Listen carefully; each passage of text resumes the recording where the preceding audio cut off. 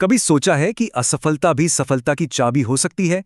आज हम इसी बारे में बात करेंगे कि कैसे अपनी गलतियों का बारीकी से विश्लेषण करके हम भविष्य की जीत की नींव रख सकते हैं। जरा सोचिए, क्या हो अगर हमारी असफलता ही हमारी सबसे बड़ी दौलत बन जाए। सुनने में अजीब लगता है ना, पर सच तो यही है कि जो रणनीतियां फेल हो जाती हैं, अक्सर वही हमें सबसे कीमती सबक सिखा जाती हैं। देखिए, ज्यादातर ऑर्गेनाइजेशंस इस कीमती डेटा को, मतलब इन सीखों को बस जाने देती हैं। लेकिन अगर एक सही प्रोसेस हो, एक सही तरीका हो, तो कोई भी चूक, कोई भी गलती एक बहुत बड़े रणनीतिक फायदे में बदल सकती है। तो चलिए शुरू करते हैं। सबसे पहले यह समझना जरूरी है कि आखिर हमारी ओरिजिनल बड़ी योजना थी क्या, कागज पर वो कैसी दिखती थी। तो किसी भी एक्शन से पहले एक बिल्कुल साफ तस्वीर होनी चाहिए। मतलब हमारा मिशन क्या है, हम असल में हासिल क्या करना चाहते हैं और इसके लिए कौन कौन जिम्मेदार है, सब कुछ एकदम क्लियर। और हाँ, हर योजना के पीछे एक मजबूत क्यों होना चाहिए। हमने यही रणनीति क्यों चुनी, हमें इससे क्या फायदा होने की उम्मीद थी, और सबसे जरूरी, हमारे पास ऐसा क्या डेटा या इंसाइट थी जिसके दम पर हमने ये फैसला लिया था। इसके बाद उस बड़ी योजना को छोटे छोटे मैनेज किए जा सकने वाले स्टेप्स में तोड़ा जाता है। फेज 1 में क्या होगा, फेज 2 में क्या होगा, और इसी तरह आगे। हर फेज के अपने काम, अपनी टाइमलाइन।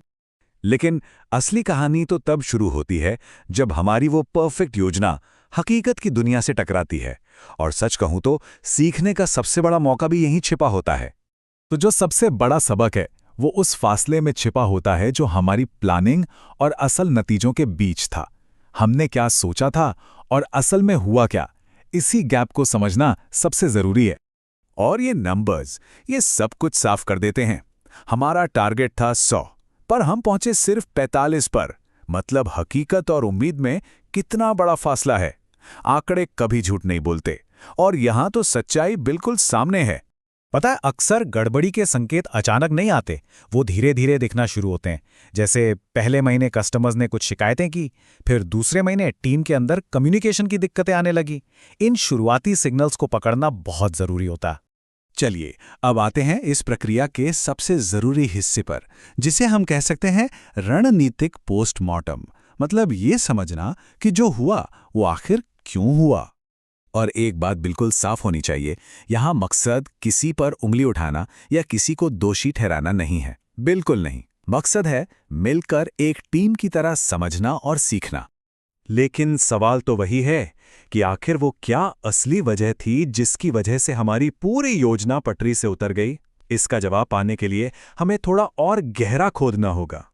इसकी एक बहुत ही मजेदार और असरदार टेक्निक है। वो है बार बार क्यों पूछना। अच्छा, सेल्स कम हुई, क्यों? क्योंकि मार्केटिंग ठीक नहीं थी। मार्केटिंग क्यों ठीक नहीं थी? क्योंकि, आप समझ रहे हैं ना, बस क्यों पूछते जाइए जब तक आप समस्या की असली जड़ तक न पहुंच जाएं। और हां, ये सिर्फ गलतियों के बारे में नहीं है। हमें ये भी देखना चाहिए कि अच्छा, इस पूरी प्रक्रिया में क्या था जो ठीक काम किया, हमने किस चीज को अंडर एस्टिमेट कर दिया था, और हमारी कौन सी मान्यताएं, कौन से अजम्पशंस थे जो शुरू से ही गलत साबित हुए। अब ये जो टेबल है ना, यही इस पूरी एक्सरसाइज का सबसे जरूरी हिस्सा है। देखिए, यहां सिर्फ बातें नहीं हैं, हर सबक के आगे एक ठोस एक्शन लिखा है। जैसे टाइमलाइन बहुत ज्यादा आशावादी थी, तो अगली बार 20% का बफर रखना है। मतलब हमने सीखा और फिर उसे एक नियम बना लिया, ताकि वही गलती दोबारा कभी ना हो। क्योंकि इस पूरे विश्लेषण का असली मकसद सिर्फ एक है, अगली बार और भी बेहतर तैयारी और गहरी समझ के साथ सफलता हासिल करना। देखिए, सीखना तब तक किसी काम का नहीं है जब तक हम उस पर एक्शन न लें। इसलिए आखिर में हमारे पास एक ठोस प्लान होना चाहिए। कौन क्या करेगा, किसकी जिम्मेदारी होगी, और सबसे जरूरी, कब तक करेगा। और अंत में ये पूरी प्रक्रिया हमें एक बहुत ही गहरे सवाल पे लाके छोड़ देती है। एक ऐसा सवाल जिसका जवाब हमारी आगे की पूरी दिशा, हमारे भविष्य के फैसलों को तय कर सकता है। और जब हम उस सवाल का जवाब खोज लेते हैं, तो सच मानिए, वही हमारी उस असफलता की सबसे बड़ी जीत होती है।